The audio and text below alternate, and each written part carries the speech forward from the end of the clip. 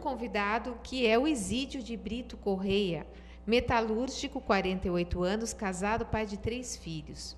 Foi eleito em 2008, na primeira vez em que se candidatou, com 3.348 votos.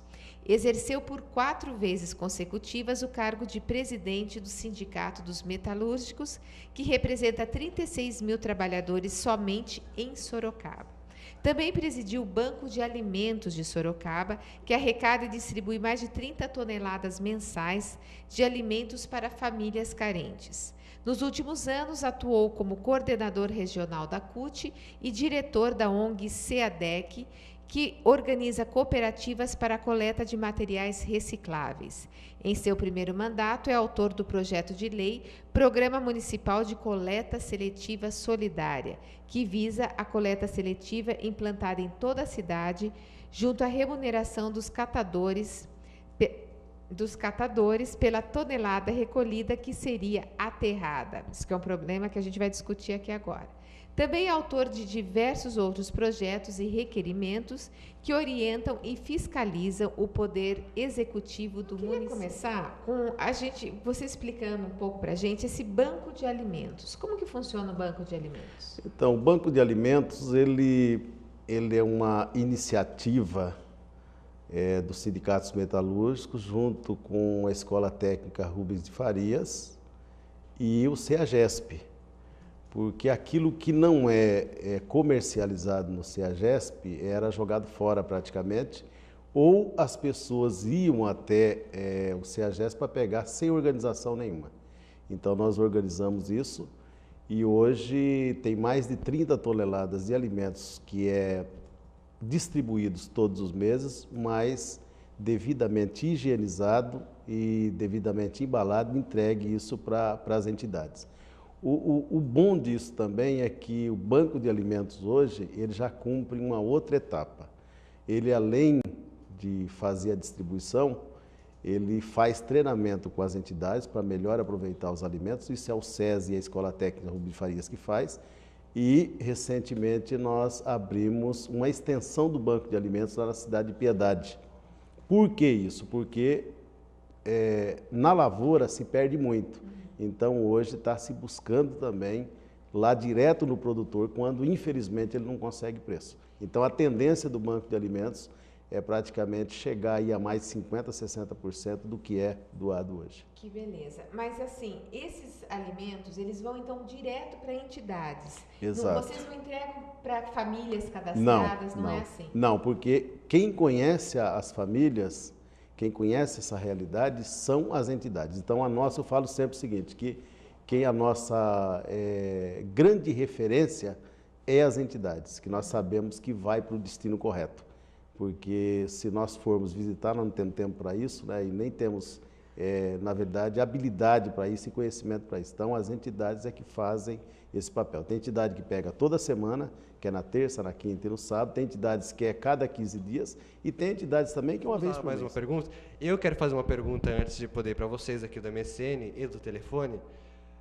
O vereador tem um projeto que batalhou bastante lá dentro da Câmara, deu todo um prosseguimento e acredito que o resultado não foi esperado. Gostaria que você comentasse um pouquinho sobre esse projeto e como avalia o procedimento que se deu dentro da casa e fora dela.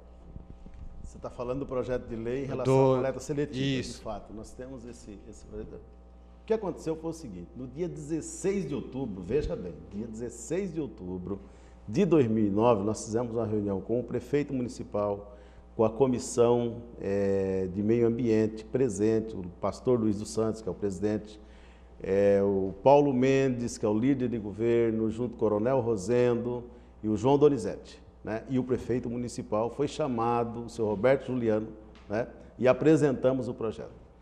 O prefeito fez uns cálculos ali, junto com nós, e delegou para o Roberto Juliano apresentar um substitutivo. Nós estamos esperando até agora. Dia 16 de outubro. Ele pediu 15, 20 dias. O que aconteceu? Com esse debate do lixo, que nós vamos gastar muito mais com o lixo em Sorocaba, né? Nós fizemos uma convocação do Roberto Juliano para ir na Câmara Municipal na semana passada. E ele foi. E vocês devem ter acompanhado pelos jornais, o Roberto Juliano não respondeu nada com nada. O que está previsto agora? Ele, depois de muita pressão, inclusive dos vereadores, da sociedade organizada que estava ali, mudou um pouco a discussão na Câmara Municipal, porque no dia que se convoca um secretário, se coloca um microfone, inclusive, para a população. E ali tinha um pessoal organizado em cooperativa que falou e cobrou dele, mas ele não soube responder nada, essa que foi a verdade. Mas, enfim, ele está marcando uma reunião para o dia 5 e diz, segundo ele, vai apresentar um substitutivo, uma proposta em relação ao projeto de lei que nós estamos colocando. Porque Sorocaba está enterrando, gente, pasmem, Sorocaba está pagando 8 milhões de reais por ano, né, para enterrar 14 milhões de reais que poderia ir para os catadores. Essa é a conta, né, que nós fizemos e que Sorocaba, infelizmente, em vez de passar essa renda para os catadores, infelizmente isso não está acontecendo. Então nós estamos esperando agora, dia 5 de abril, sou paciencioso, né?